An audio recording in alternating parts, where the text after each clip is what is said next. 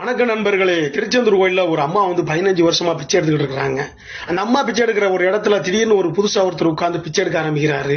அதை பார்த்து அந்த அம்மா, ஐயா இந்த இடத்துல தான் நான் பிச்சை எடுப்பேன், என்னுடைய இடம்னு அந்த அம்மா சொன்ன உடனே அவரும் கொஞ்சம் சரின்னு ஒரு தள்ளி உட்கார போறாரு. அவருக்கு ஒரு கையால் வரல. இதை பார்த்து அந்த அம்மா பரிதாபப்பட்டு, பரவாயில்ல இங்கே உட்காருங்கன்னு சொல்லிட்டு சாப்பிட்டீங்களான்னு கேட்கிறாங்க.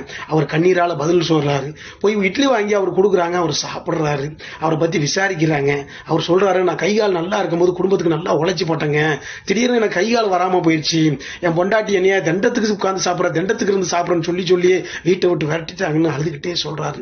அந்த அம்மா சொல்றாங்க, இதாப்பா உலகம், என்னையும் என் பையன் 15 வருஷத்துக்கு முந்தி பொண்டாட்டி பேச்சை கெட்டு வீட்டை விட்டு விரட்டிட்டான். நான் அதுல இருந்து இங்க வந்து பிச்சை எடுத்துக்கிட்டு இருக்கிறேன். ஒரு நாளைக்கு என்ன மாதிரி என் பையனுக்கு ஒரு நிலைமை வரும்னு எனக்கு தெரியும். அதனால தான் அவனுக்காக பிச்சை எடுத்து ஒரு 5 லட்சம் ரூபாய் சேர்த்து வச்சிருக்கிறேன்.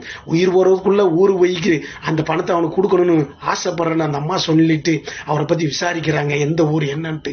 அவர் ஊரு பேரு சொல்ல சொல்ல உயிரட்டு சடலமா அந்த அம்மா சரிஞ்சு விடுறாங்க. அம்மான்னு சொல்லி தாங்கி அவரு அந்த அம்மாவை எழுப்ப பாக்குறாரு. உடல்ல உயிர் இல்லைங்க. அந்த அம்மா மடியில இருக்கிற ஒரு மூட்டையை பிரிச்சு பாக்குறாரு. கட்டுக்கட்டா பணம் இருக்குது. அதுல ஒரு போட்டோ இருக்கு, குடும்ப போட்டோ. அந்த போட்டோவை பார்த்தவன அவர் அப்படியே மனம் உடஞ்சி அம்மான்னு சொல்லி காலில் விழுந்து அழுது புரள்றாருங்க. உங்களுக்கு புரிஞ்சிருக்கும் அது யாருன்ட்டு. ஆமாங்க, இன்னைக்கு தமிழ்நாட்டில் பல பேருடைய நிலைமை இதுதாங்க. இருக்கிற வரைக்கும் நம்மளை தாங்குவாங்க, இல்லைன்னா வீட்டு